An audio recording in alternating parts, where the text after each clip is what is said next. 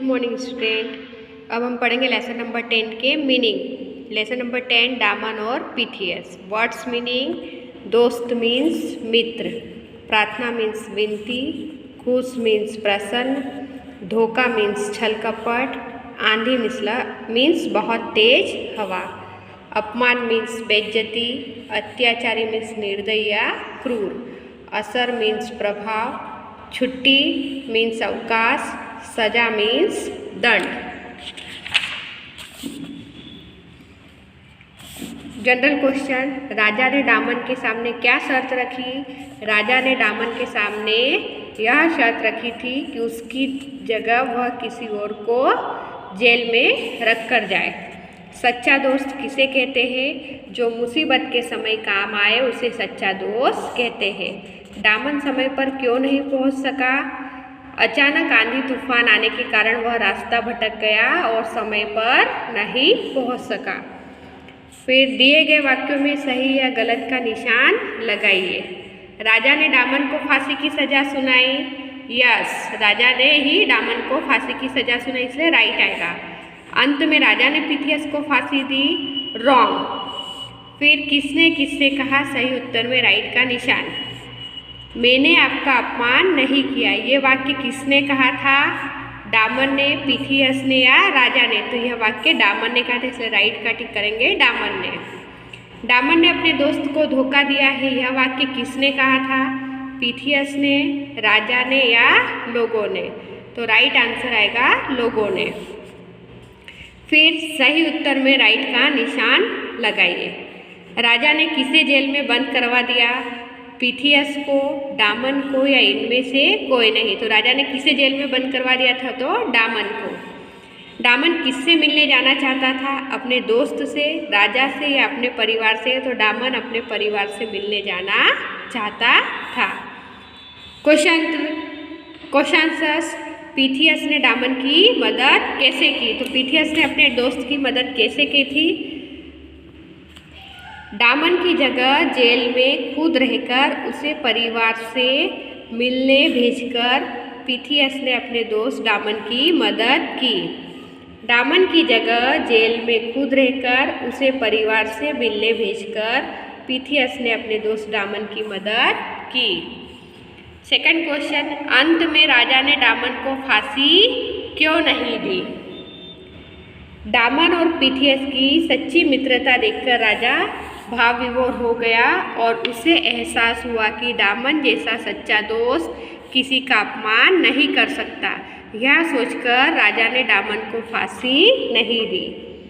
दामन और पीथीएस की सच्ची मित्रता देखकर राजा भाव विभोर हो गया और उसे एहसास हुआ कि दामन जैसा सच्चा दोस्त किसी का अपमान नहीं कर सकता।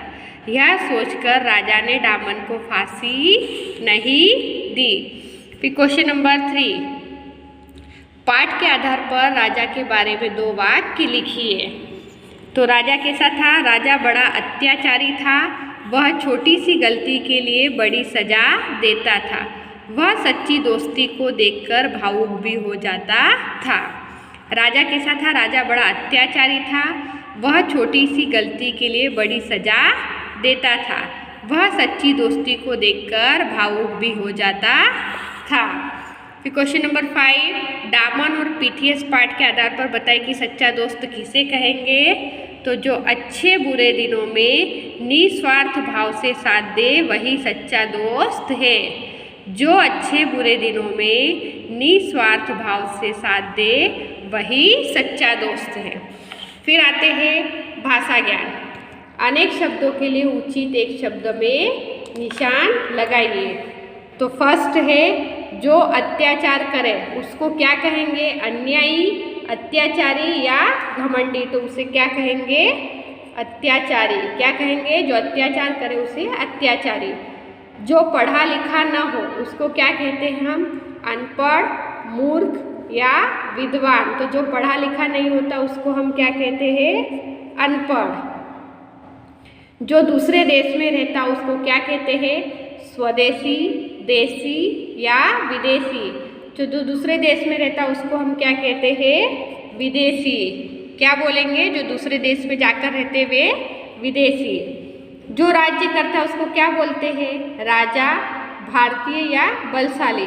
तो जो राज्य करता है उसको कहते हैं राजा। जो साथ में पढ़ता है वो क्या कहलाता है? दोस्त, सहपाठी या दुश्मन। जो हमारे साथ में पढ़ता है उसको हम क्या कहते हैं? अपना सहपाठी। फिर शब्दों के सही बहुवचन रूप में निशान लगाइए। एक वचन दिए हैं तो उस एक वचन शब्दों के बहुवचन रूप लिखना है। जैसे कहानी, तो उसका राइट आंसर क्या आएगा? कहानियाँ। दो तरह से दिया हुआ है, एक कहानियाँ और एक कहानियाँ, दोनों कहानियाँ है, लेकिन यहाँ पे क्या है?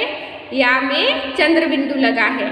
तो जब वो एक वचन से बहुवचन में गया तो उसमें क्या हो गया? चंद्र बिंदु लग गया। फिर दूसरी है गलती।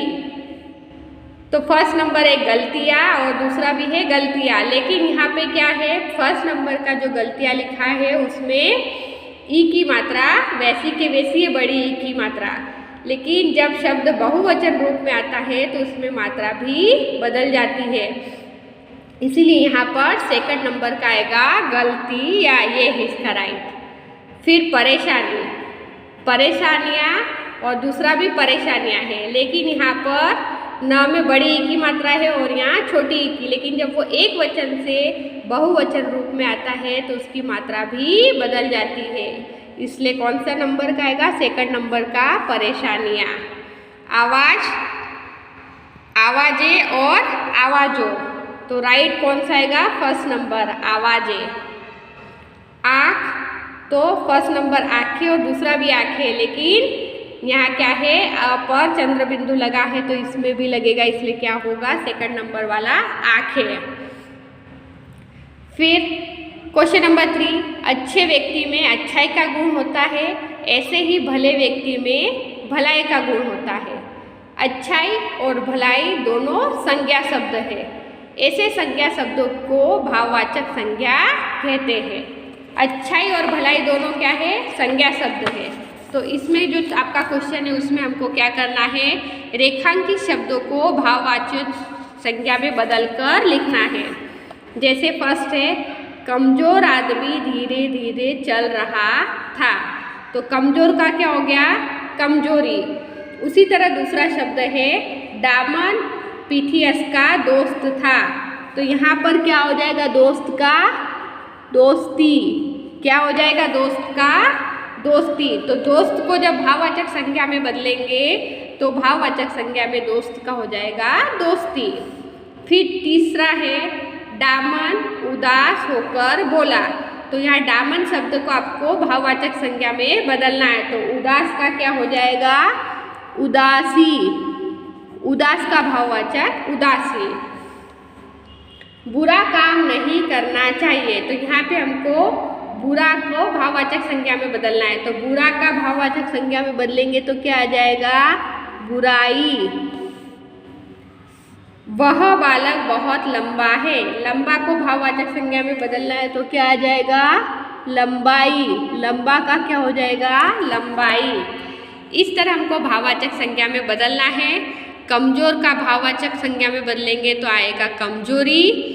दोस्त का भाववाचक में करेंगे तो दोस्ती। उदास को भाववाचक में बदलेंगे तो उदासी। बुरा का भाववाचक में बदलेंगे तो बुराई। लंबा का लंबाई। तो जैसे हो गया ये, आपको रेखांकित शब्दों को भाववाचक संज्ञा में बदलिए। इसी तरह ये आपका लेसन नंबर 10 के क्वेश्चन आंसर, राइट और रॉन्ग, किसने किससे कहा और सही विकल्प पर निशान लगाइए। अनेक शब्दों के लिए एक शब्द, फिर शब्दों को बहुवचन में बदलिए। ये आपका लेसन हो गया कंप्लीट। इसको आपको अपनी टेक्स्ट बुक में आंसर के साथ लिखने हैं। Thank you.